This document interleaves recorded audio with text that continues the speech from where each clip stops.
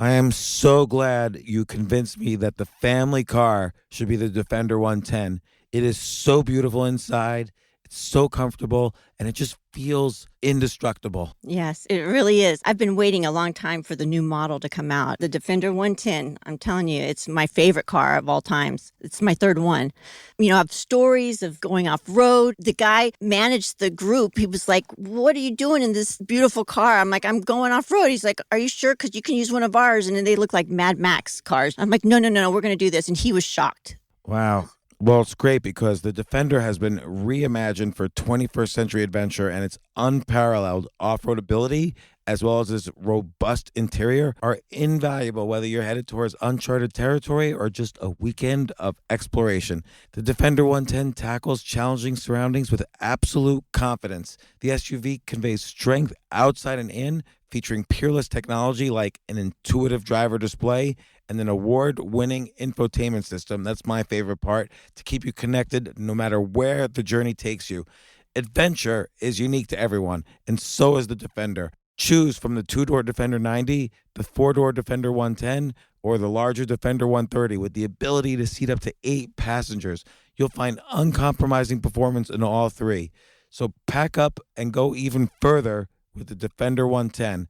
Learn more at LandRoverUSA.com/Defender. These days, we're all investors, trying to be smart with our money despite our worst impulses. But at iShares, we believe that deep down inside of every investor is a better investor. One that's just waiting to be let out. Explore iShares ETFs and insights and let your best investor out. Visit iShares.com for more information. This isn't your average business podcast, and he's not your average host. This is the James Altucher Show.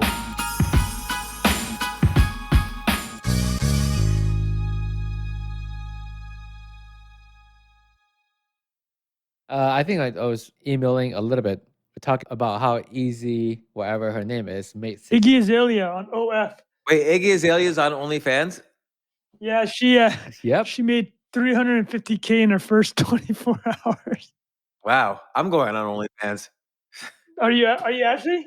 No. Dudes are horny, man. What can you say?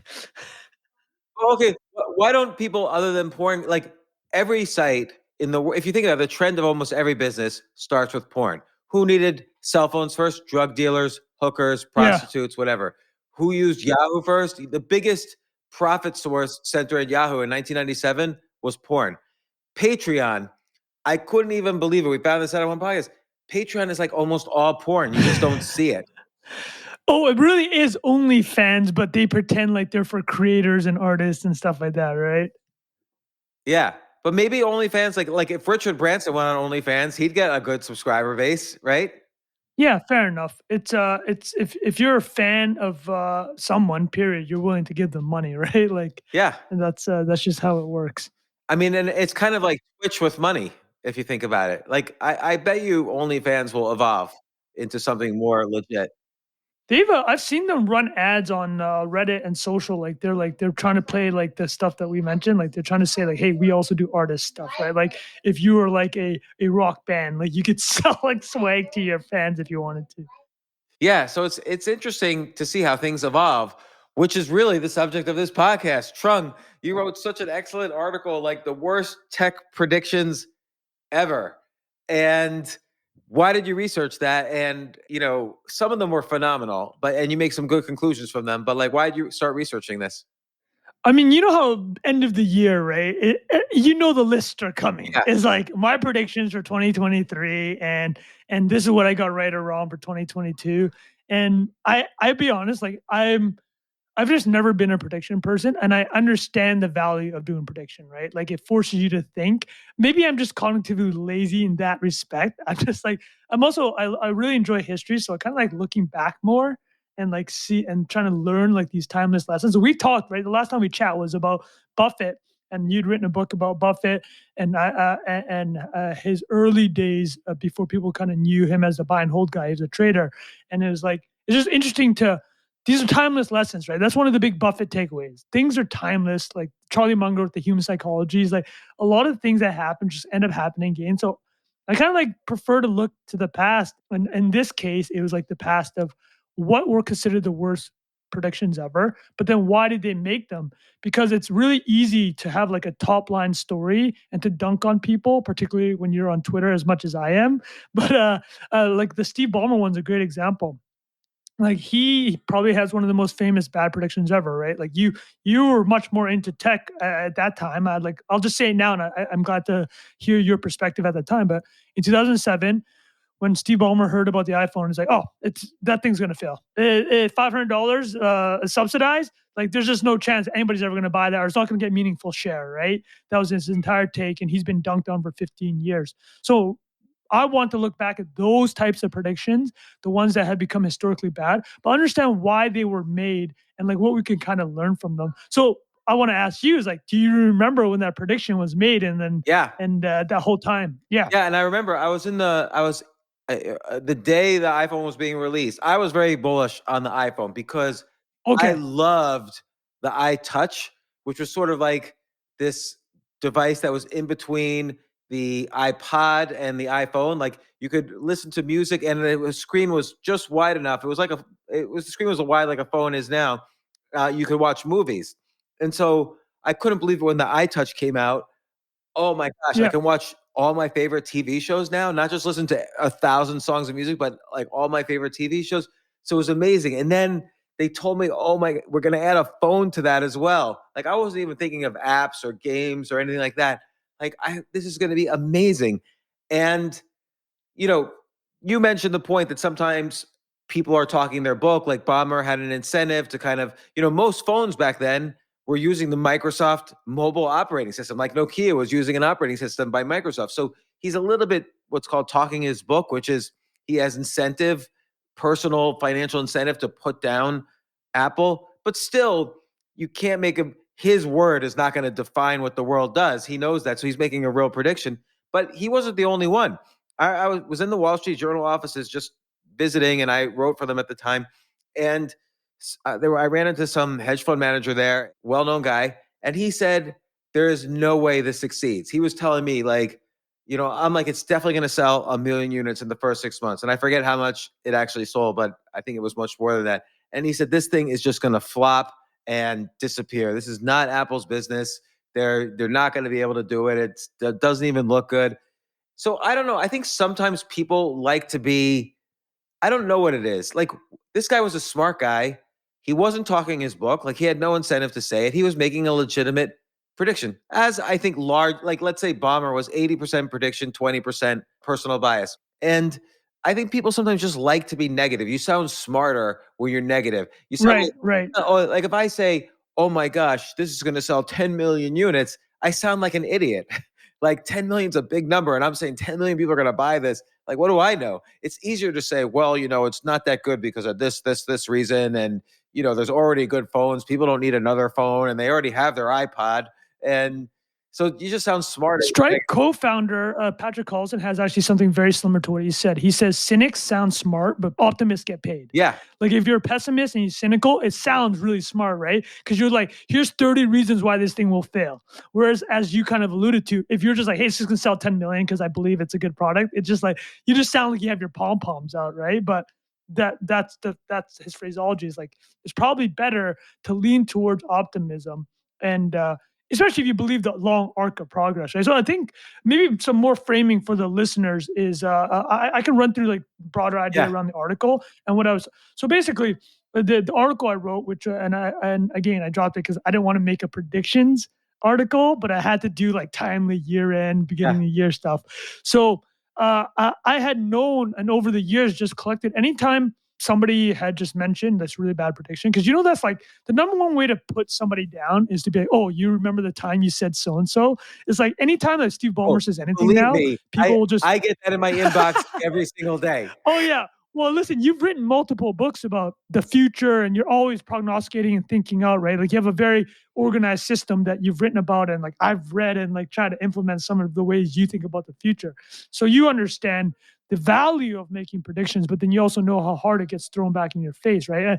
And that's Yeah. something I wrote as kind of like a lesson. Is like, Even if 99 out of 100 of your predictions are good. yeah, and if you're willing to accept that you'll get a snarky email, then it forces you to at least think about the future a bit, right? So like these Yeah. predictions that I just kept collecting, and it all came through that some of the most like successful and people well placed to make predictions just made the worst predictions, right? And they were just so wrong about their industry. And I'm not even saying that in a way to be like negative towards their sentiment to even want to make predictions. It's just the idea to me is like the best people in the history of the 20th century business, well placed to make predictions, just made awful predictions, right?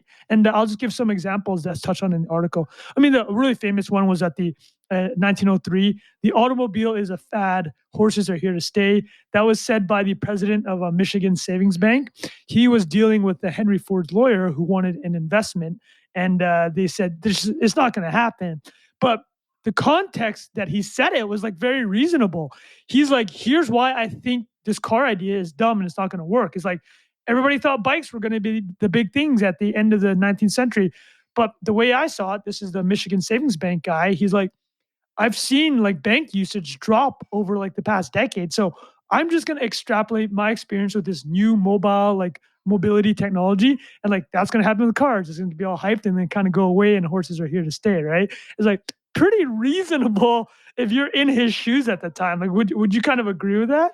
I don't know because, well, first off, he was looking at it as a banker because Henry Right. Ford wanted them Much more to invest, conservative. or maybe Henry Ford wanted to borrow money from them. Like Henry Ford was doing business with him. And Henry Ford, the Ford Motor Company that we know now, was Henry Ford's third company, third automobile company. The first two went bankrupt. So part of it is the bank president knows this information, obviously, and maybe his conclusion from just Henry Ford's experience is that you're never going to succeed because you didn't succeed before because people just don't want cars. And that was his conclusion, maybe. But the other thing is, he's sort of missing out. Like, you have to sort of ask, why does something succeed? And I talk about this a lot on the podcast, but something succeeds because people are incredibly frustrated with the old way and they want a new way. Well, maybe people want to travel across country in a car. They can't ride a horse across country, or a Right. train is sometimes expensive or uncomfortable, and you can't do it on a bicycle. So, he didn't understand what, it reduces commute time, so you could live in a suburb. Like the creation of the cars is what created the suburbs, because now you could live in a house with a plot of land. You don't have to live like in a tenement building in the middle of the city if you're a factory worker in a manufacturing firm. So he didn't understand the frustrations that people had. I think a lot of bad predictions come from that. That's different from pricing predictions. That's also a type of prediction. But also, again, I still always think it's a way to have power over other people. Like, this is the last time Sure. in that banker's life that he had power over Henry Ford, who became like the richest man in the world. Sure. And like, this is the last time Steve Ballmer had power over Steve Jobs. That's a great point. Well, though, this is a great lesson, though, right? It's the idea of like, if you're in that position, exactly how you frame it. I didn't even think about this, but like, if you're in a position to be a decider for somebody's fate or technology's fate, like, think about, are you thinking about it from the lens of, okay, first principles thinking, right? A human psychology thinking, or are you thinking it from kind of the way you're saying it, like from that lens is like, you know what, I can like snuff this person out, or I can exact my will over them because, as you say, I'm in this position of power. I think that's a very useful kind of frame to think about predictions, or if you're approached with opportunities, like, are you making a first principles judgment or are you letting all these other factors come into play? And I think it could be subconscious. Like, I think people might not know. They see that we're all in a hierarchy, so we all want to kind of establish ourselves over others. And sometimes you have to take a step back and say, why do I really feel this? Why am I excited about this? Or why? Right. And also you have to realize sometimes you could be wrong. So like, I was talking to the founder of Waze the other day, the mapping company. Yeah. And on Waze, customers, when they pass a traffic jam, they write into Waze, oh, there's a traffic jam here. And if you had pitched this idea to me 15 years ago, I would have said, that's so ridiculous. I would never, if I'm passing a traffic jam, I've passed it. I'm done. It's out of my head. Why would I help people? Not that I'm mean, but why would I even think about the people 20 miles down the road who might want to know there's a traffic jam here? Like, I wouldn't think that you could create a social network of drivers like that, anonymous drivers. And yet it became one of the most popular applications ever and sold for $1 billion. So It's human psychology, right? Like you're kind of nailing it. Is like the idea you'd want to help somebody is this idea of reciprocity. It's like, yeah, okay, this I'm going to help this individual or these people behind me because if I can foster that, it's like I'm going to benefit in the future, right? So like, I think it's really I love how you've kind of brought in the psychology angle of like making predictions, and as you know, some of it could be subconscious. But I think from these two examples we did, the car and the Steve Ballmer one already, is like, okay, when they're making these statements, it's like just think about why the statements were being made, right? Just don't have that knee jerk reaction of being like, oh my God, they're so wrong. yeah. Just be like, okay, why is this being made? Why is it being made and who's making them and what other reasons might they have for making them? And also, why aren't they considering, like, why aren't they steel manning their prediction? Like, Right. like for instance, let's say I'm going to say, oh, Tesla stock is going to hit 300 next year. I'm sure of it. Let's say I say that. Well, steel manning, I should be able to also argue that, look, here's why Tesla stock could hit $10 next year also. I should be Right. able to argue that point as well as arguing that it's going to hit for 300, and then I make a decision based on really understanding both sides of the story.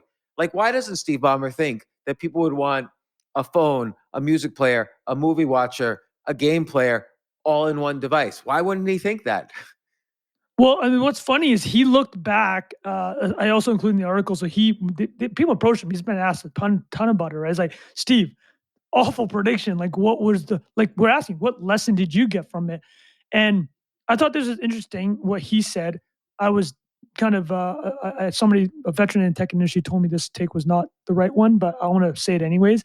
Steve Ballmer said that why he misjudged the iPhone was he was looking at it just, as a technologist, but he completely missed the other move that Steve Jobs was doing, right? It was a business model innovation. It wasn't just like a technological innovation, but Steve Jobs, a lot of people may not remember, but the amount of effort he put into having those carrier relationships to have the phone subsidized and exclusive to one carrier globally was he had at one point as many people on the carrier negotiation team. So he had about 50 people negotiating carrier relationships. That's about how many software engineers they had working on the mobile OS. So like this is how important Steve realized it was for the proper carrier relationship. And he had learned that from a disastrous, you probably remember this, they did the iTunes phone with Motorola, and it was a complete disaster.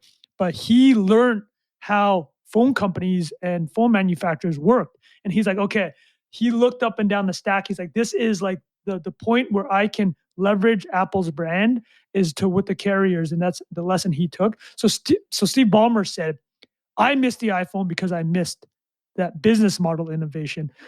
On top of the fact that it's his job to kind of like look at things 360, it's not a real pass for him. And I guess somebody told me that the other reason they don't really buy his excuse was that a BlackBerry had already done a lot of carrier subsidies at the time. So it's like it's been established that that's something you do for a higher end phone. But yeah, I mean, maybe Steve Ballmer's rationalizing. But I do think an important lesson from that, though, is when you're looking at technological predictions, particularly, a lot of it is just based around, hey, is this technology going to be able to get to this point in XYZ? Like, take nuclear energy, for example. It's like, will we be able to actually do fusion with X amount of inputs? But then the other part is you got to look at the rest of the playing field, right? In Steve Ballmer's case, he missed the business model innovation. He's like, what are the business implications if you can go to a carrier? Whereas for nuclear, if you only focus on the technology, you're not necessarily looking at, well, what is actually the really important thing, right? What is the government going to allow? Nuclear is probably not the best example because of how involved government has No, been. I think that's a good I example think, because the same thing applies. Like, if something solves an enormous need, then yeah, you can't stop it ultimately. Like, let's take AI as an example. Like right now, a lot of the articles, half the articles say ChatGPT is, I don't know, already conscious or whatever. And half the articles say this is useless. It's wrong all the time. I asked it about Abraham Lincoln. It said Abraham Lincoln was a school teacher, blah, blah, blah. ChatGPT makes some mistakes, but it's just going to get better. Like the next version is going to be 10 times as many quote unquote synapses. The next version after that is going to be a billion times as many synapses. So it's just going to get better. Everything gets better. People forget that technology even is right now in every industry is getting better at a faster rate because the simulators on computers of new technologies, that also is getting faster. So business model innovation is going to get faster. Oh, there's problems with carriers. No problem. Eventually the carriers are going to disappear because everything's going to be on some kind of like universal Wi-Fi. Who knows? Like at some point, every sort of artificial problem disappears. So, and all you're left with is need. That's a great point, right? And again, yeah, exactly. It goes back to once you have these artificial, even technical obstacles, it comes back to what is the human desire ultimately, right? And what is the human psychology around the type of day-to-day use cases they want to have. I thought your example of AI is a perfect one, right? It's like the big one that I've dealt with and read and write on is like the implications of teachers, right? And universities having to deal with chat GPT. I mean, just the reality is this, it's like New York public school system just said that they're getting rid of ChatGPT from the networks and the Wi-Fi access. But it's ridiculous because kids are going to find a way anyways, right? And the reality is that you have to teach them how to integrate it into their lives, right? The idea isn't to tell them that they can't use it. What you have to tell them is like, listen, if you only rely on this, you're going to be expendable. So you got to find a way to use it and integrate it into like your life and workflows. So yeah, I think that's a great point. Is a lot of these technologies, another frame to look at it is they are in a sense inevitable. Like there's no putting the genie back for ChatGPT, right? Like that's impossible at Yeah. this point. Like we know it's out there, and every major big tech player is going to have some version of it. But Google's is apparently way better than OpenAI's. Really? But they just have regulatory and business reasons not to release it, right? They don't want to cannibalize all their business and the stuff that you kind of mentioned. Like if they had that out in public and it was often wrong, the liability for Google is massive versus an OpenAI. I mean, let me ask you a question. The very first time you rode in an Uber, what was the experience like? Oh yeah, you knew immediately there's a better way. Whether or not Uber has actually turned out to be like the amount of capital it's burned and like all that, and like even now it's quote unquote more expensive than some taxis. Just that experience was so much better. Every taxi fleet now in Vancouver has a mobile option, right? They have to, and that's just table Yeah. stakes. So yeah, 100%. It will never go back to not having that. Right. Like I remember it was like 2009 or 2010. I forget the year. And I was taking my daughter out in the town. It was her birthday. She was like 10 years old or something. We went to some show. And then afterwards, it was raining in New York City. If you know, that's impossible to get a cab. Like 100 people are outside this movie theater in the pouring rain. Everyone has their hand up for a cab. And all the cabs, of course, are full and just passing by. And meanwhile, I'm sitting there and my friend told me use this new app, Uber. And I did it. This black SUV rolls up. Everyone's looking. My daughter and I like climb in it like we're famous movie stars or something, and we drive off.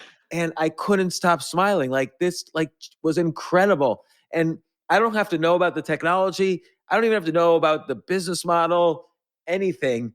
This is not going away. And it's the same thing for my first stay in an Airbnb or the first time I used an iPod actually. And for an iPhone, what could be better than an iPod with a phone on it? Like, you just know some things are going to work because they just make you so happy that you're using them. Absolutely.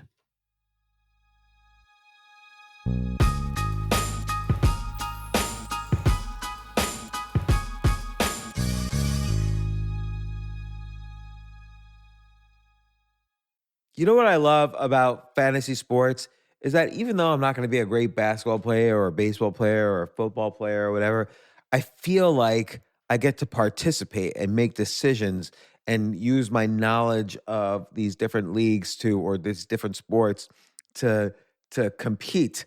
So it's like I can pick my team or I can pick my favorite players and I could use my knowledge to make predictions and maybe even make money. So with the basketball season here, you can now pick combo projections across football and basketball from the Specials League on Prize Picks. This is a league created specifically for combo projections that include two or more players from different sports or leagues. Want to play alongside some of Prize Picks' favorite players like rapper Meek Mill and comedian Andrew Schultz, who's also been a guest on this podcast, and I've been a guest on his? You can now find community plays under the promos tab of the app to view entries for some of the biggest names in the Prize Picks community each week.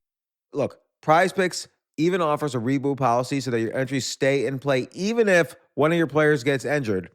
For football and basketball games, if you have a player who exits the game in the first half and does not return in the second, that player is rebooted. Prize Picks is the only daily fantasy sports platform with an injury insurance policy. What? So I love playing it. I love anywhere where I can use analytical ability with my interests to demonstrate some skill and maybe make some money. And I like the game-like aspect. I do wish they had chess as a category on prizepicks.com, but I'll settle for what they've got. Maybe I should make my own fantasy chess league. But in any case, I love Prize Picks. Go to prizepicks.com/James.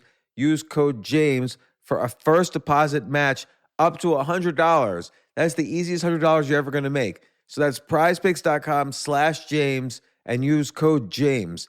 Daily fantasy sports made easy.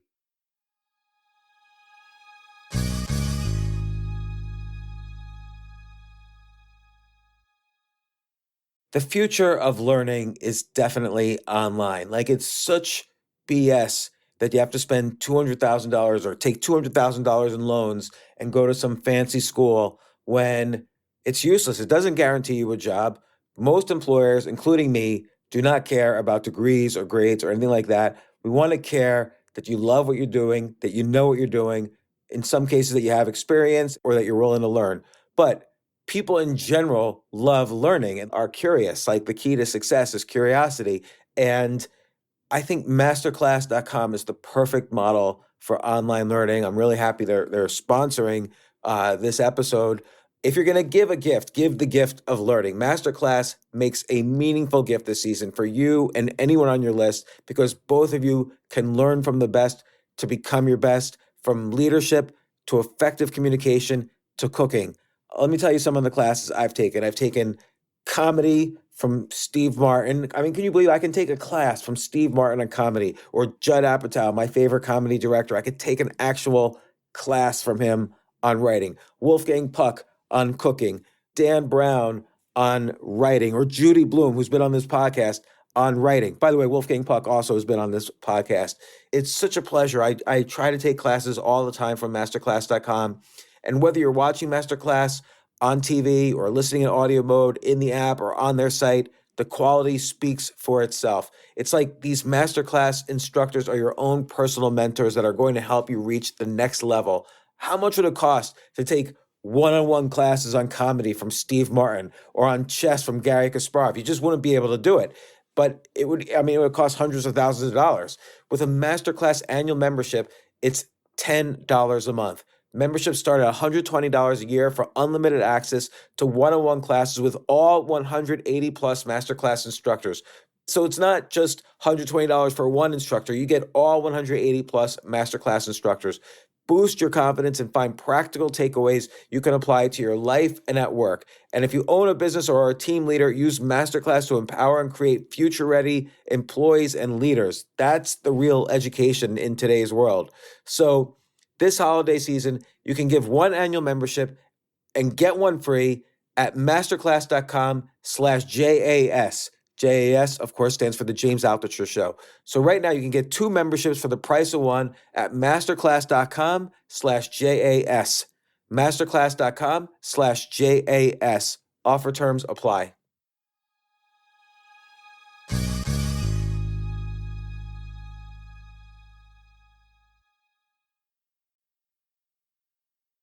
You have this amazing bad prediction in here.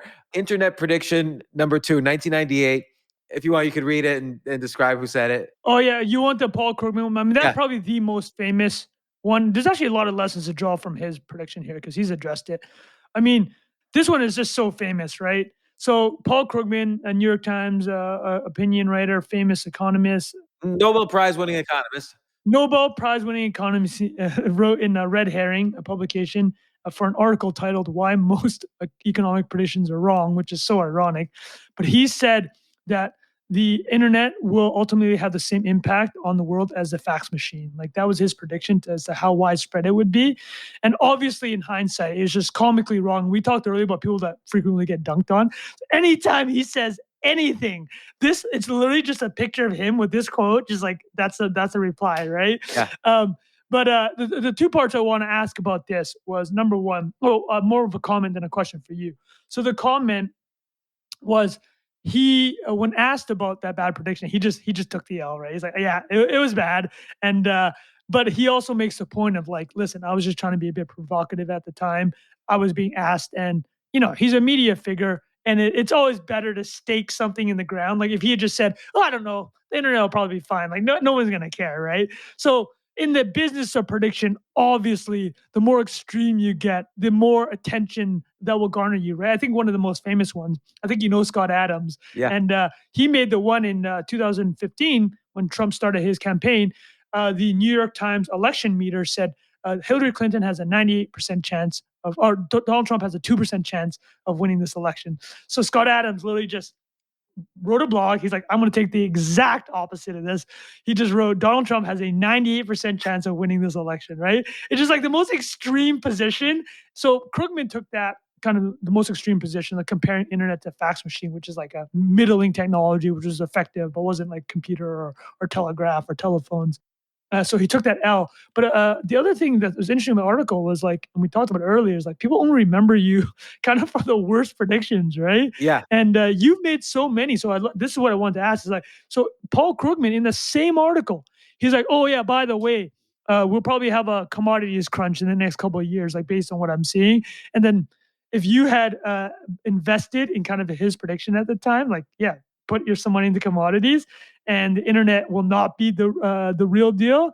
He says here that the commodities were up, I think, 8 times over the following 5 years, and then Nasdaq all imploded. So, like, if you had actually like invested on that article at that time, you would have made a killing, right? But he got skewered for it. So, what I want to ask specifically was, you mentioned that you have to brace yourself for the negative opinions, right? So how do you make so many predictions? Like, how do you think about it now? Do you even care if some get thrown back in your face? Like, what's your processes around it? I do care in some cases because first off, like when you write something, like you're a writer, you write things and you make predictions, and at some point somebody's going to be jealous of you or angry at you, and maybe it's already happened, and people are going to start writing things about you. And what they're going to do is they're going to cherry pick all the worst things you've done or said over the years. And I wrote a book, for instance, about stocks called the Forever Portfolio. I wrote this in like 2008. It came out in 2008 during the financial crash, so nobody bought the book. But if I look at what happened to those companies that I recommend you hold forever, most of them have trounced the market. Like they've done really well. But people will. What were some names about I don't even remember. I think I had Apple in there. I think I had there was some company that seared off tattoos. I kind of figured a trend was that nobody's going to want their old as the baby boomers get older, they're going to want to get rid of their saggy tattoos. So I love that. So there was a company that specifically specialized in that, and I recommended that company. Oh, there was a company that had the patents on seatbelts and airbags in cars. And I figure car safety is never going away as a problem unless people use seatbelts and airbags. So that did very well. Like anything that was part of a big overarching trend. But there were some things that didn't do well. And those are the only ones I ever hear about. Or people even cherry pick news items. Like let's say, I'm going to just say a hypothetical. Let's say I predicted, some major city on the East Coast is going to have major financial problems for a long time, perhaps forever. And then there's like one piece of good news about that city. Suddenly everybody will be on Twitter like, F J Altucher, like here's this. And they'll post and I'm like, do you read any other news other than this? Like, do you know the facts? Like, and I never even respond to people because it's pointless because people go crazy. The thing is, 1% of people are actually, have serious mental issues. And that means if you're hitting a general audience, 1% of your readers Yeah. are maniacs. And you're going to hear, you're not going to hear from the 99% of normal people. You're going to hear from the 1% maniacs who hate your guts. Like I have one guy who has a whole blog that says, I've implanted chips in his brain and I'm part of like the global Illuminati of Jews that are trying to control him and blah, blah, blah. And he goes on and on with some serious threats. But, I do get bothered when people just cherry pick these things and ignore the fact, like, for instance, take the internet. All right. I had the same experience as going in my first Uber when I first used a web browser. So I was early on. I went to grad school for computer science right when the web was rolling out. So I used the early Mozilla, Mosaic, and then Netscape, all these, and I knew how to make a website. So in 1995, 96, I was making AmericanExpress.com, TimeWarner.com, all these major web. Oh, wow. So and my sales pitch to them was every company and maybe every person on the planet is going to have a website and all your business is going to be conducted through your website. So you need to build a website. And they're like, okay, how do we build it? Well, no one else in New York City knows how to build it except for me and like 4 other people. So pick one of them and good luck. And so that was my prediction, but I put it to use selling something that was incredibly useful to companies, to people, to everybody, and made money. Whereas like Paul Krugman's trying to just be controversial here and provocative. And again, I got into that business not because I wanted to necessarily make money, although I did, but because I loved the web. I had that same reaction. I was like smiling the first time someone showed and I didn't know it was going to be a commercial medium. Actually, I thought this is going to create the most amazing art. Like books are going to be 3-dimensional hypertext now. And that's what I thought it was going to be, which maybe it is a little bit, but really it's become a commercial medium. Sometimes when you make a prediction, you make it because you're going to change your life and other people's lives with it. And other times you're just trying to figure out something to write. Also, again, it's the negativity. Like there's this guy, Nouriel Roubini. People refer to him as Dr. Doom. And so he's always predicting, like no matter what day, week, year you talk to him, he will tell you the stock market's going down 20%, probably more. So every time there's a bear market, he's on TV all the time. But when there's a bull market, they never put him on TV. Like nobody talks to him. But when there's a bear market, Nouriel Roubini predicted the great crash in 2008, March 2020, and even this bear market. Of course he did, because he's always predicting a bear market. Because every year he's coming on and saying, so James, that's thank you for the insight, because I didn't actually think about that framing you put. It's like you thought about the internet, but also primarily as a technologist, you want to be involved with it, right? It's like, okay, how can I use it to improve, company X or person Y? But you have written books about future industries, right? Yeah. You did want to get 8 or 9 future industries. This is years ago. My question then becomes, have you veered at all into a world where you're not just a technologist? Because you obviously have opinions and you share them widely. Do you see yourself as someone that maybe is forced to make some outlandish predictions in the name of media? Or are you still kind of the same person you were late 90s, where you get excited about something, you write about it because you want to learn about it, and then by writing and sharing your information, you kind of serve as like a tower light, and then people can come to you? Like, how do you think about that? I would say direction is always motivated by real heartfelt feelings, like the internet. Like I just loved it. The iPhone, I loved it. Uber. I remember one time, in 2006, I think it was Microsoft offered Facebook $1 billion, and Facebook turned it down. And so I wrote a column in the Financial Times, and I said, of course they turned it down. Facebook is worth $100 billion. And everybody thought I was ridiculous. CNBC called me up and they said, you got to come on and talk about this. And so I come on, and they kept playing a recording of Jeff Bezos laughing because he's got like an odd laugh while he's got this talking about it. And I said, like, look, Facebook's like a mini internet. It's like an organized, clean internet. Everyone's page looks the same. So it's very easy to communicate with everyone. It's not like MySpace, which is just a mess. And the reason I said that is not because I was an investor or because I knew the industry, but because I loved using Facebook. Like, it was the first time in my life. It was like an archaeological dig of every layer of my life. Here's my first grade friends, my high school friends, my first job friends, on and on and on. Like, when am I ever going to call my friend from first grade and say, "Hey, I really want to know how your kid did at his soccer tournament this weekend"? Never. But on Facebook, I could see it. So direction is always motivated by the things I love. But sometimes, like for instance, I'm a big fan of crypto. But you go on some of these shows and they really want you to say, "Well, do you think crypto's going to hit 1 million?" Yeah, eventually it'll hit 1 million. When do you think it'll hit 1 million? Well, I don't know. I guess next year it'll hit 1 million. So sometimes you could just say something and the direction might be right, but the specifics are going to be wrong. And that's definitely happened to me. But of course, again, those are the only things people remember. So Yeah, absolutely. There's so something related to what you've said then is like you mentioned the direction you go, right? Like you're making these predictions just as part of your general thought process and how you've experienced the technology, right? Like Facebook and Uber are two examples. You're like, oh, these are completely different than what was before. I believe these are just going to continue existing and prosper because this was an aha moment for me, right? So Professor Scott Galloway, who I'm sure you also oh know, yeah. is he has obviously put his name out there a lot and gotten a lot of predictions wrong, but he writes continuously that he doesn't make predictions to be right, but he makes them to learn, right? So do you Good way find to something put it. similar? Do you find that forcing yourself to sit down and prognosticate about the future gives you more fortitude around an investment thesis, for example, or like Uh, just makes you force the hard work of thinking, right? Absolutely. Like, I have to write an article tonight actually for a publication about what industries or jobs or careers will be eliminated because of the rise of AI. So I have to really research and think, what is happening here? Like, who can be replaced? What are the legal ramifications? What are the personal ramifications?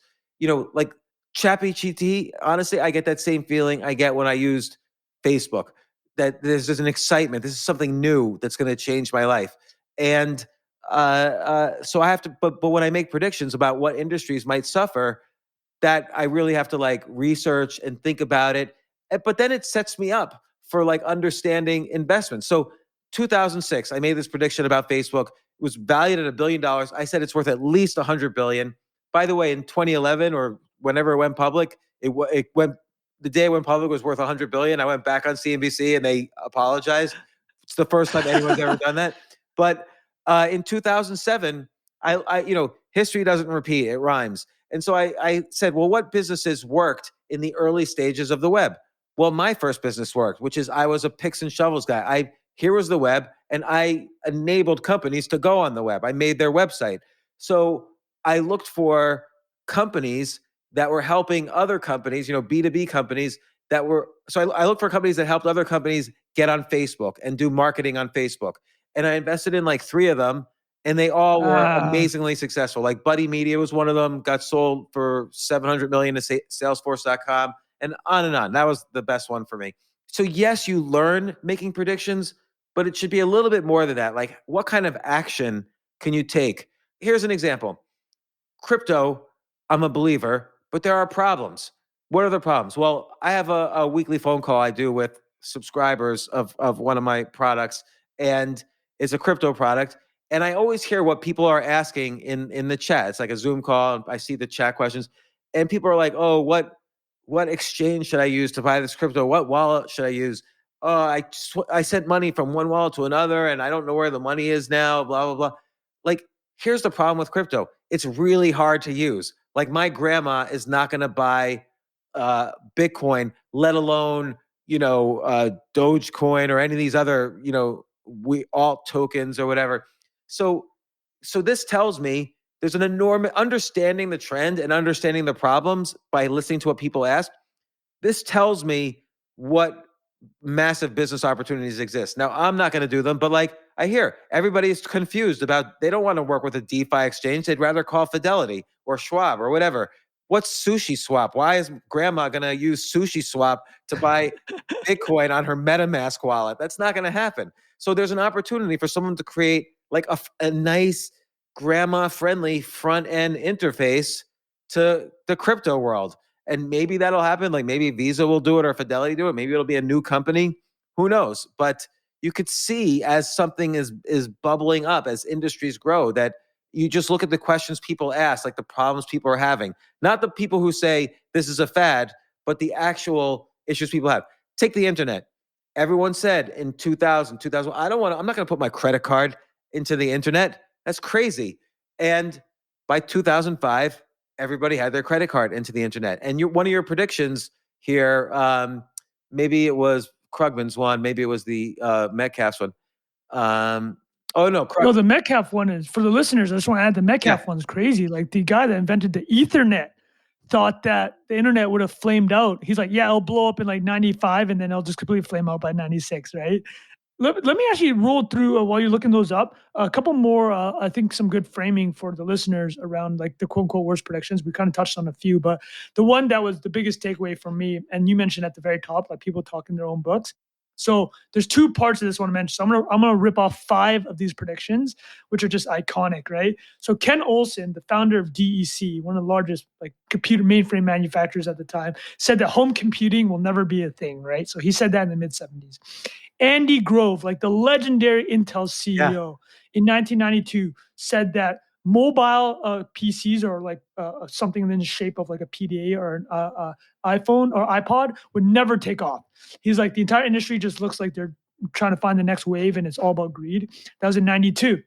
Steve Jobs in 2003 said subscription businesses. He told this to Rolling Stone. He says that no one will ever want a streaming subscription business. And he said the reason is because you look at the way that people have consumed music over the years. They buy records, they buy vinyls, cassettes. They don't want everything. They want to be able to buy individual things, like, and of course, iTunes at the 99 cent per song model. And then we talked about Ballmer. And then the other famous one is Larry Ellison in 2008, 2 years after AWS launched, said that the cloud computing is just nothing. It will never become something. And obviously, all those examples have 2 underlying kind of like themes. Number one is the people making them are extremely important, and they're in positions to make these, right? Like, one of the takeaways was like, you are allowed to make these predictions if you're in the game, right? It's like, nobody cares what I think about cloud computing. Like, nobody cares what Trung thinks about cloud computing, but Larry Ellison, let's hear what Larry has to say about cloud computing. So number one is like, you have to earn your right to like actually make predictions and people to care about them. So like, even the ability to make predictions people care about, I think that's a great privilege, right? That means you've clawed your way to that position. And then the other thing is, the number one thing we talked about, you said at the top, is like, every single one of these cases, they're just talking their own book. Like, these predictions were literally just the opposite of what the up and coming technology was. No, but and the Larry Ellison one's fascinating. So Larry Ellison is the founder of Oracle, which for a while was the only database in every single company in America was an Oracle database. And so a database stores data so a company can use that data. And if you think about it, he could have created cloud computing right there. He could have offered as one more additional service. Hey, not only will we sell you the database, but you're going to need a lot of storage to store all this data. We'll do it for you. We'll host the data for you. And that's the cloud, right? And so he could have just, with a simple sentence, have created the entire industry and dominated, which, by the way, he did do. He was an early investor in Salesforce, which was like, cloud Salesforce software. But I think sometimes maybe it's people in an industry, they're so close to it. Like take Andy Grove on mobile computing. I mean, this is the guy who literally said computers are going to double in power every 18 months. And he said that in 1969, and it's true. Wait, sorry to confirm. Grove took over for Moore. Moore said it, right. And Grove took over from, but still it came from that ethos. And here he's saying, oh, no one's going to want this. Obviously, people are going to want smaller, better, more powerful computers in their pocket, according to Moore's law. But I think sometimes when you're so close to an industry, let me give you a counterexample.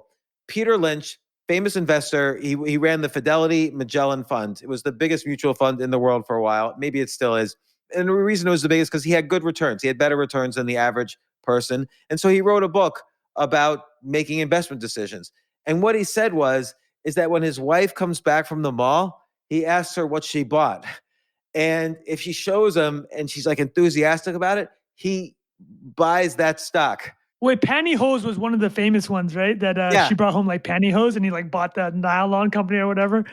Yeah, exactly. And so it's not like she was in the nylon industry. It's that it put a smile on her face. And so that's what shows people, hey, oh, somebody their lives were just made better because of this. They don't worry about like, well, are they really going to be able to source the fabrics cheaply? They're going to need to have relationships with the commodity suppliers. Like you don't need to do all that due diligence. You just need to see people smile because some problem they had before, like, oh, my pantyhose always, you know, whatever the problems are, they run or they get ripped or whatever.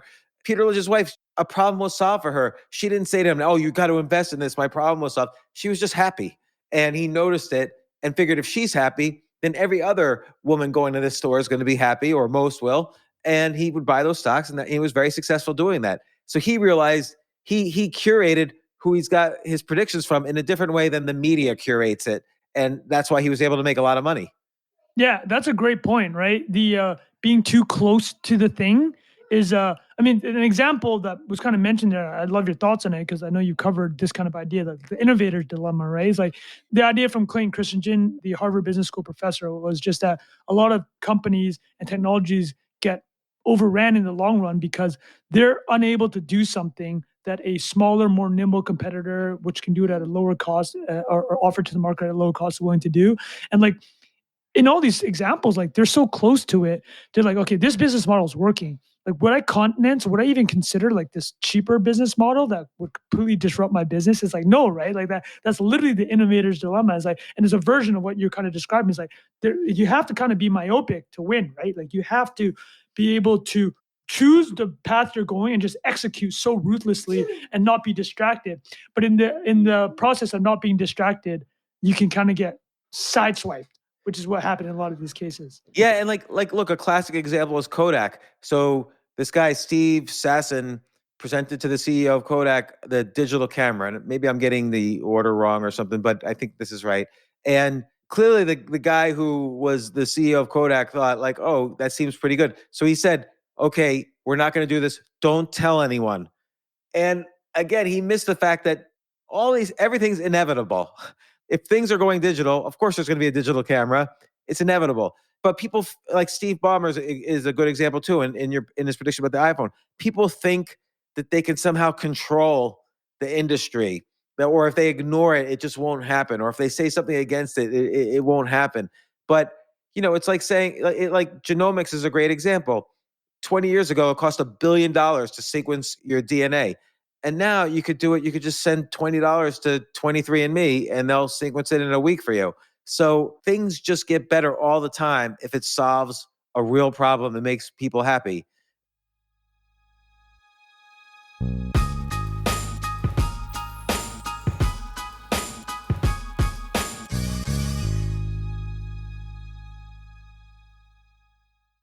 Oh my gosh, I love these clothes. Mizzen and Main. That's Mizzen and Main. It really is the most comfortable work clothes.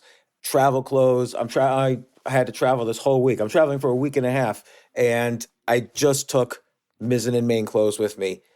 Close out 2023 in style with comfortable, breathable, packable, and machine washable pieces from Mizzen and Main.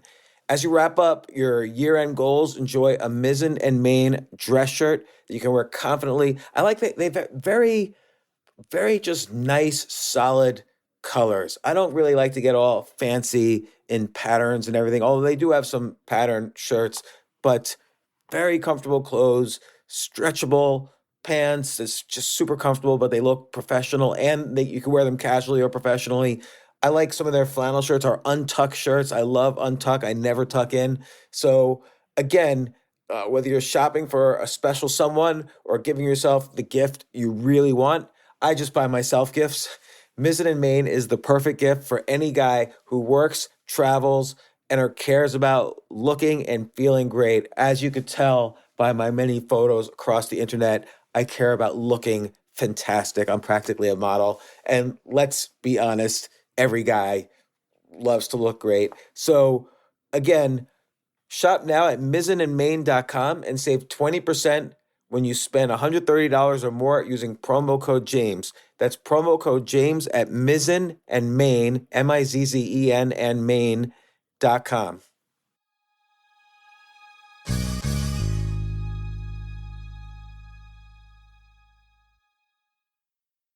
This is such a valuable service for all business owners, big businesses, small businesses, doesn't matter. I wish I had this in the many different businesses that I've started.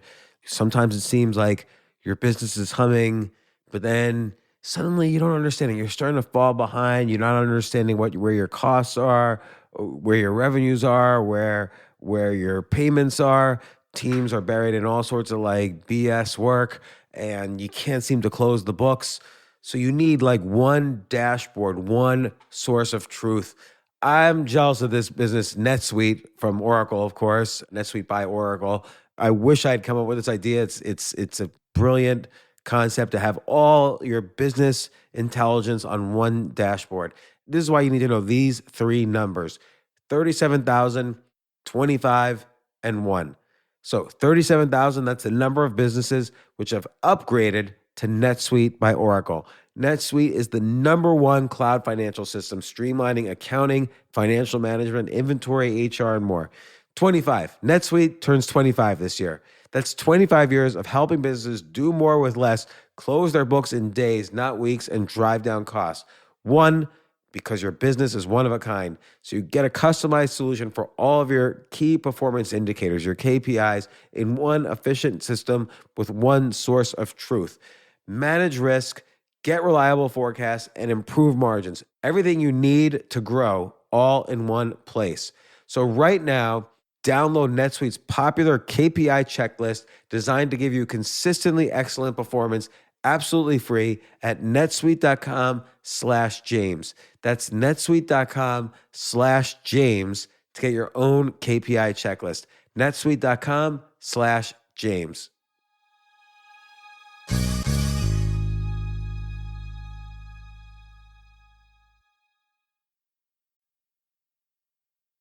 I love this PC prediction by Ken Olsen. There's no reason an individual would ever want a computer in their home. Well, he was the CEO of Digital Equipment Corporation, which made like mini mainframes, mini computers. And, they missed out on the home computer thing. So eventually they were kind of going out of business. They got bought by Compaq, which was a PC company. And even Compaq missed out on the power of Apple and disappeared. I think they were bought by Hewlett Packard, probably shut down ultimately. So all these people are so close to it. They don't think about just their raw emotions, which is what makes sense rationally for me. Oh yeah, I don't want to get into a car accident. I'm going to get a seatbelt. And eventually it became law. Everybody had to have a seatbelt. Or, oh yeah, I'm on my iTouch or iPod all the time. Why not make a phone call with it? And, oh, but the carriers, blah, blah, blah. I don't know anything about the carriers. I just think this should be done.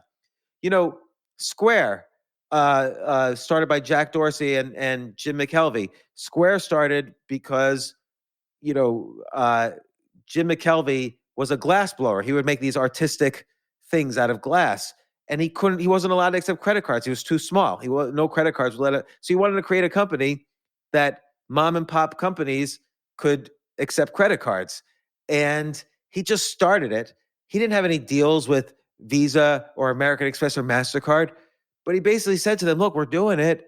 Here's how we'll handle all the risks for you. It's done already. We got all the people.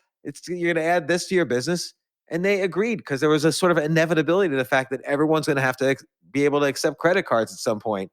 And, they were right for making, but here's a case where they didn't necessarily make a prediction. They made a company out of a prediction. And that's, of course, a powerful way to stand by your words.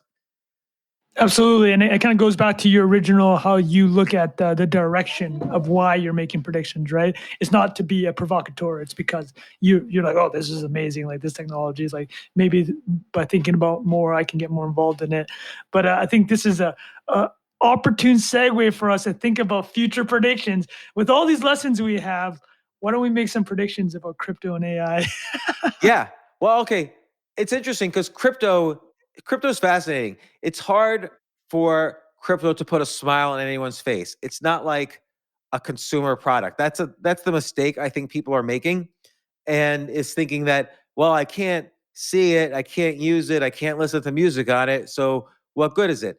But think about this. When was the last time you bought a stock, Trung? It's been 18 months probably. I somehow didn't look at my portfolio once last year because when January the drawdown happened, I'm like, I'm just not going to look. Yeah. So it's been 18 months about. And when you bought a stock, what did you have to do? Where do you buy your stocks? I use Fidelity. I do too. So you log into your account and you say, oh, I want to buy McDonald's stock. I'll buy $100 and blah blah blah. Well, you can only do it from Monday through Friday between 9:30 a.m. and 4 p.m. And by the way, on holidays you can't do it, and on weekends you can't do it. That's like an antique. That's 100-year-old financial system. What if I told you, hey, Trung, if you're really interested in investing, I have a way where you could trade 24 hours a day, 7 days a week, including holidays, and not only stocks, you could trade commodities, bonds. You could even make bets over it. You could trade pieces of real estate. You could trade things that people haven't even conceived of yet. You'd be like, oh, well, that sounds pretty good because everybody talks about bonds. I don't know how to buy a bond. I can't buy a bond at Fidelity. I can't buy orange juice at Fidelity, like a commodity. Well, guess what? Crypto lets you trade anything 24 hours a day, 7 days a week. That's just like the most basic initial use case of crypto on top of a million others. And that's the one that's probably maybe most consumer oriented, I think. Or another one might be like, when was the last time you made a wire, like a wire transfer to someone? Oh yeah, I lived in Vietnam, so I know the pain of having to deal with remittances and things of that nature. Pain. Like you make a wire, the money disappears, and you call your friend, did you get the wire? And they're like, no. And you call them next, no, I didn't get it. Where is the money? The bank's like, oh, we don't know. We sent the wire. The other bank's like, no, we haven't seen it yet. Where is the money? Like every wire takes 2 or 3 business days, sometimes more. And the fee that the rip they take is just massive, right? It's 30 billion in fees a year, right? So crypto, okay, I could send a wire to you right in a millisecond and there's no fee. Maybe there's like a 1/20th of a penny transaction fee, depending on the exchange you use. And it's, that's another basic problem that's worth tens of billions of dollars. And we just talked about 2 use cases for crypto and not any of the billion other ones. So people don't see it because it's not done yet. And it's again like the internet. Nobody was using the internet in 1999, but there was the valuations went crazy. But the reality was there was not that many users. You couldn't create a social network because there wasn't that many users. 2005, suddenly we have the success of, the beginnings of Facebook, then Twitter, then things like Uber and so on. 2005 was the year the internet eclipsed 1 billion users. Crypto's nowhere near that. Like maybe there's 100 million, 150 million active users of crypto right now. It'll be a couple years before there's 1 billion. Then we'll see if it's a fad or not. But now it's just like too early. The fact that it has 100 million users is amazing, but it's not enough for people to quit everything else and just use crypto. From to your point about, yeah, no, I agree, and not to say though, the one thing I always couch this with is, I mean, obviously there's friction for a reason too, right? Like it's good to have some friction, maybe not as much as exists right now. Well, for sure not as much. Like the amount of remittance friction is absolutely insane, right? Like my family's Vietnamese, my wife's family Filipino. Like we fully understand the vig that's being taken by like traditional wires and remittance industries. The thing that I would say that for crypto and why even everything that happened over the past 12 months, and the one thing I do want to say about, let's just, what's elephant in the room is FTX, right? It's like people understand that FTX wasn't necessarily just it was a straight up like old school financial crime, right? It's like you took customer deposits and put it to another use. Like that didn't have to happen with crypto. Crypto facilitated that in the sense because it was a hot industry and people were like, okay, maybe I'll put my money into this place, but that's a very old school crime that it was, right? It was like as old as it gets. Right. You ask people for money. By the way, if you were going to buy a stock, you personally, just like how people were going to buy crypto, you wouldn't say, look, instead of using the New York-based, highly regulated exchange called Coinbase, I'm going to go to the Bahamas and use a completely unregulated exchange, run by a bunch of kids doing a sex cult on the side, and I'm going to just take my. You wouldn't say that. Like Right, right, That's easy for me to say in retrospect. I would not have predicted FTX's collapse, but you could right, probably right. predict some collapse just because every time there's any financial innovation, there's a collapse. Mortgage derivatives, you had 2008. Uh, Energy derivatives, you had Enron. Junk bonds, you had Drexel Burnham. So there's always something, but then the industry moves on. Right. That's the thing. Like if I were gonna say quote unquote prediction, I mean, I think people will look back on 2022 when crypto was clapped by higher interest rates, the bubble kind of just bursting of in general, just every asset class took a dive, and then the Yeah. FTX scandal and all the other implosions that happened, like Luna, Terra, and 3AC. But I think people look back in this period and similarly to what happened in .com, right? Is like it washes out a lot of that exuberance, right? It washes out a lot of that irresponsible kind of money in the market and people just gambling and trying to get the Yeah. quick W. And it forces people to do the hard work of building companies and stuff that we've talked about from the very beginning is like that people want to use and that's consistent with human psychology and what human wants are. So like, yeah, 99 was complete dud, but what came out 99 2000 wiped out 90+% of the companies. But then you had Amazon survived, right? And then Google came out of that period. So I think you'll see something similar happen in this crypto space. You did bring up a great point. I really didn't haven't really thought of from this perspective, but it's quite difficult for the average person to, like you said, right? Like crypto is not something super tangible. It's not actually very consumer right now. It's very difficult, and unless you're like one of these individuals, but there are lots of them, right? There's millions of people that are very devoted to crypto and the ethos of it, but that's still a fraction of what a true consumer product looks like, right? Like Google has 8 products with 1 billion users, like Gmail, YouTube, and Google Yeah. search. It's like crypto is quite a long way from that. But yeah, I think we'll look back at this period and far from it being a death knell, it will be a situation where it's like, it cleaned out and got rid of some of the bad actors and the people without the right intentions. And by the way, sometimes the bad actors, they might not be bad in terms of criminal, but they might be bad in terms of they're not the best evangelists for something they love. So a lot of people love crypto and love like particularly the developers, the initial creators, but even they might not understand the full use cases. Just like in Robert Metcalfe, who created the internet, makes this prediction that the internet's going to collapse. Like, you know, I remember one time I was giving a course about crypto, or I made like a online course about crypto, and a lot of people were upset at me. And people would say, "Oh, you probably don't even hodl, and you're going to get wrecked, REKT." And I'm like, the problem is that you're using your own special lingo. No one wants to talk your language. They just want to talk their own language and use crypto. And if you want crypto to be adopted, it's got to be by people more than people who use the word hodl to describe holding. It's just like in the Yeah. internet. Like I remember this like 1992 or 93. So I ran into a friend of mine and he was like all glum. And I'm like, why are you upset? And he's like, AOL just released their whole user base onto the Usenet, which Usenet was a kind of sub part of the internet. This was pre-web. So Usenet was part of the sub part of the internet where there were news groups. So that's how people would communicate with each other on all these news groups on Usenet. So my friend was upset, but this was like a game changer for the internet. Suddenly, millions of people from this online service called AOL were now using the internet as opposed to just academics. And that was a game changer for the internet, as well as just as significant as the development of the web.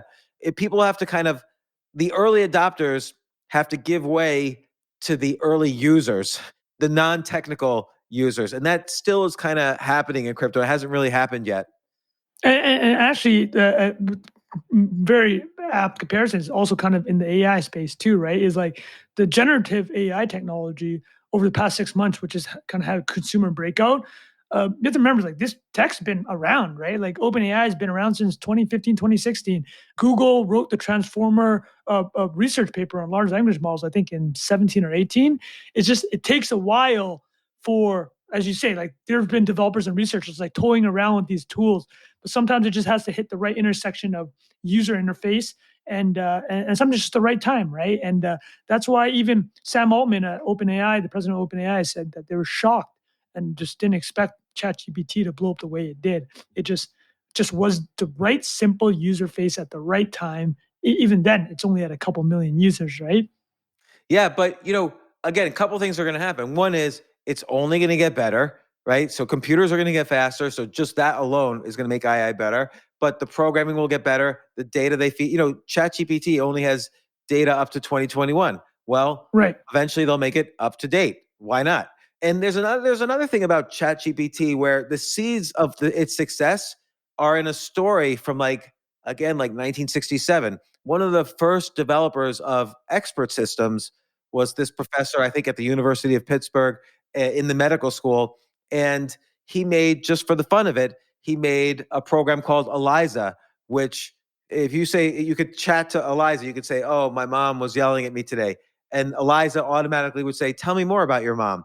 And so it was like this kind of fake therapist, very simple technology, but it was so addictive. Like the secretary, who was the only user, the secretary of this professor, said to him at one point, hey, can I have some privacy, please? I'm talking to Eliza. And so there's some quality there that we don't understand that's addictive. Like GPT-3 has been around and has been used, but suddenly ChatGPT, which is just GPT with a chat prompt in front of it, Yeah. is hugely powerful. So there's something of human behavior, like we're lonely and we want to share with someone who could talk to us, even if it's a computer that talks like a human. And it's like the perfect storm of technology meets human need, and and again, it's only going to get better. Well, let me ask you two questions. I know the first one I'll ask is this: have you had a chance to try the research app that I've been working on, Barely AI? I've been mentioning in the newsletter. I don't know if you've actually tried it out. I would love No, to I set haven't. you up if you haven't. What's the URL? BEARLY.ai. James, I know you read and write all day. Like I created this app because of how much I consume, and the big thing it does is it helps summarize a lot of my ideas, whether it's from articles or like just bullet points I'm putting together. And the beauty is it's just one keyboard shortcut away. I would love for you to get feedback on it if you ever have a chance to use it. Oh yeah, absolutely. That was question number one. Question number two was this: more prediction related to AI, and so some framing I've had and recently was obviously AI. OpenAI is looking at a $10 billion investment for Microsoft for $29 billion at a $29 billion valuation. It's only done 10 millions in revenue, so a crazy multiple. But there's so much compute necessary to run these models that they obviously are willing to do the partnership. But my question becomes then, is this a sign that the actual monetization of these large language models and image gen are going to be difficult? And in that sense, like what will be the Googles of AI? Like who's going to win? Will it just be the big tech will win because they're going to have the best models and they're going to have the best distribution? Or how would you see a player entering this space and joining potentially as a big five or big six company? Yeah, and this is a hard question because like if you think of there's many app ideas for AI. So for instance, lawyers, or instead of even going to a lawyer, you can go to ChatGPT and ask it, how can I fight a parking ticket in, Chattanooga, Tennessee? And ChatGPT already knows all the parking and traffic laws in Chattanooga, Tennessee, and it also knows how to write a letter to the judge to solve your parking ticket issues. So should you create an app to do that, or does ChatGPT simply already do it? So I think people have to deal with that a little bit. Like a lot of the things that they see as applications of AI might really just be no more than front end interfaces to ChatGPT, in which case it's maybe not a real business, and you have to be careful. Like the user experience has to It's be not venture scale. Yeah, it's not venture scale type business. right. But in terms of like who will be the winner of like the AI wars, like will it be ChatGPT? Will it be Google? Well, notice Google, supposedly went on high alert for AI, because sometimes now you can go to ChatGPT instead of Google and say, hey, tell me the 10 top best-selling authors in America in the 1800s, and what were their philosophies? Like, what were their personal philosophies? ChatGPT will answer this much better and much faster than Google will. So Google is correctly nervous. And this is a company, ChatGPT is a company that started only in 2015. I'm actually even surprised it's that old, but it is that old. And so it is possible to be disruptive even for a Google, which seemed impenetrable. But I don't really know. Like, all we know is like AI is going to be great and change everything. And it's scary too, because a lot of jobs will either change or be lost. And you have to kind of get into a mindset of how to think about this, how to use AI for your advantage instead of being afraid of it. But I don't know what models will emerge and how a winner will emerge. It's hard to say. Yeah, absolutely. I think I I kind of just want to default to the big boys because the amount of compute necessary for these large language models is just absolutely insane, right? So a big part of OpenAI's deal with Microsoft, Microsoft had put in $1 billion in OpenAI in 2019. That's when OpenAI changed from a nonprofit to like a for-profit company, a capped profit company. So they told their investors that max 100 times return. And a part of that was just the idea that just they realized how much compute was necessary. So before that deal, or even in the process of that deal, OpenAI spent $120 million on Google Cloud in 2019, 2020. They were one of Google Cloud's biggest customers. Wow. So when you ask me, it's like, okay, everything we've learned on this episode, what is my prediction? I want to look at the 360 landscape, and this includes like kind of the business model, like which business model is going to win? Well, what innovation is possible, right? And then I want to kind of look at distribution. I want to look at the cost structures, and it's just going to be who can afford potential lawsuits from these things, who can afford to deal with the regulators, right? Who can afford the most compute? And I think Amazon, Google, Apple, I mean, all these guys, like the big five, Facebook and Microsoft, I mean, they're easily the most well placed. I think you're right. But the only thing that concerns me in the way you just said that was, it's like Bummer talking about Yeah. the phone companies and dealing with the phone companies. Ultimately, like, that was, whether that was an issue or not, had nothing to do with whether iPhone would be a success. Or Uber. You could have easily said, "Oh my God, the taxi cab companies are all gonna lobby in every city and make it Uber against the law everywhere," which they did try to do. But it was inevitable. It was overwhelming. I guess then the one thing, if I were to if I were to narrow it down to address your point, is like, I think the cost of running these models would be the largest, like, that would be the biggest moat that the big five have, right? It's just to the cost to run these large language models or the image models or anything else that comes will be prohibitive for a lot of people. And again, it might be worth it for them, right? Maybe they don't care. Maybe they just, because cloud is the driver for AWS, is a driver for Microsoft with Azure. So maybe they want to have 1,000 flowers bloom, right? Maybe it's better off for them just to be APIs the same way that the cloud is just a bottom foundational layer that people build on top. So Well, yeah, it's a great point. what's going to happen when cloud storage is cheaper and cheaper, when it's only pennies instead of millions? Yeah, you're right. To your point, like the cloud investments that these companies are making will make it more likely that a competitor could come out of left field and just run the best models. I mean, OpenAI realistically would be the one that would be the closest to enter, but it looks like they're so in bed with Microsoft at this point that maybe it would have to be another player. And Microsoft's pretty smart. Like, think about Facebook's entry into the metaverse. Like, Mark Zuckerberg, did these videos where he's in a metaverse and it looks like virtual reality and it looks really, interesting. And no comment from Microsoft. But Microsoft quietly starts buying all the game companies. Like, they bought Take-Two Interactive, one of the biggest gaming companies out there. What if Microsoft suddenly says, "Hey, all our games are now metaverse," and they take crypto, you could buy properties in League of Legends and whatever, and they're the metaverse. So I think Microsoft's been kind of crafty how it's quietly dominating every industry except for maybe search. And by And that might change with ChatGPT, right? As you're talking to, that's why Google's code red. They're yeah, like exactly, because Microsoft. is in it. But I always get back to, like, another big trend that's definitely going to change the entire world, and it's not going to be in decades, it's going to be in a handful of years, maybe even sooner, is genomics. Like, again, as we said earlier, 20 years ago, it cost $1 billion to sequence the human genome, and now realistically, the actual cost is probably $1. And what does that mean? It means you could see what someone could see all of your genes, and let's say you have a disease. They could see they could start to study which genes are causing which disease, and they've already done that. The single gene mutations are basically all cured because of genomics. And so now, but many diseases like cancer, for instance, or some types of cancer might be multiple gene mutations. And that's Yeah. like an exponentially complicated problem. So you need faster computers, maybe you need AI. So that's a problem that's not solved yet, but it will be solved. And like all problems like that will be solved. And so eventually genomics, you're not even going to go to the doctor without assuming that you might have something which you're going to need a little bit of gene editing while you're at the doctor's office this afternoon. A process now which is like very expensive will be extremely cheap, let's say in the next 5 years.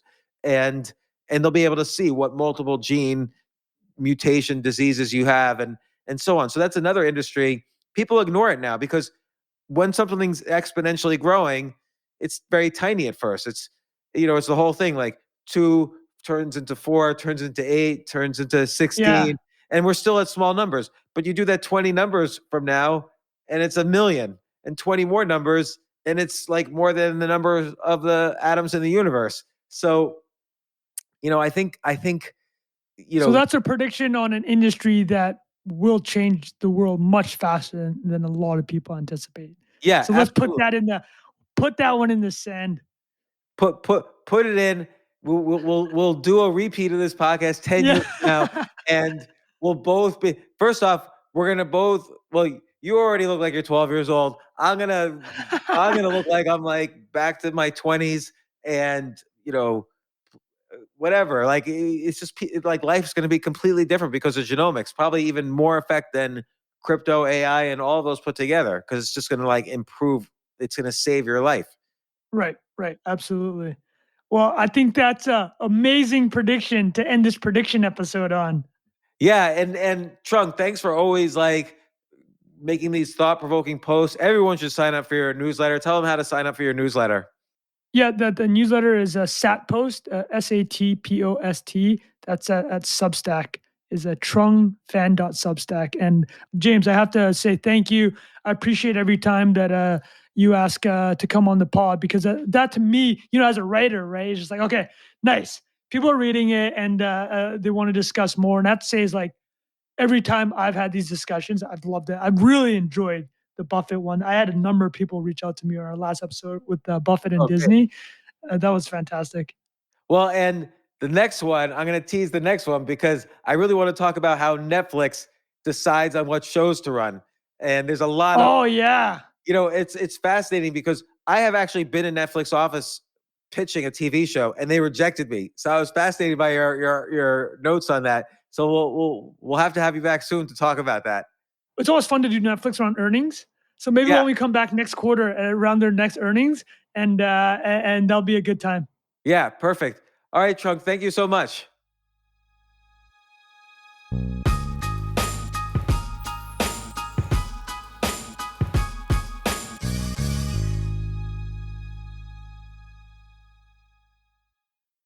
Your daily dose of gaming just got way more epic with the Snapdragon processor powering the Samsung Galaxy S23 Ultra. Snapdragon processors give you the premium mobile experience that triggers your inner champion. Whenever you want, wherever you want. Get ready for edge-of-your-seat performance, advanced customizations, ultra-realistic graphics, and adrenaline-boosting speeds that have the power to move you in more ways than one. Follow us on Instagram at Snapdragon Official. Hey, Brad, you know how Nationwide is more than an insurance company? Yeah, they're one of America's largest financial services companies. We get that in a song like business, life, retirement. Or Nationwide's there to protect. I'm kind of the jingle guy. Not sure I agree with that. Well, I'm not sure I like your hat. Well, it would never fit on you. Products issued by Nationwide Life Insurance Company or Nationwide Life and Annuity Insurance Company. The general distributor for variable products is Nationwide Investment Services Corporation, member FINRA, Columbus, Ohio.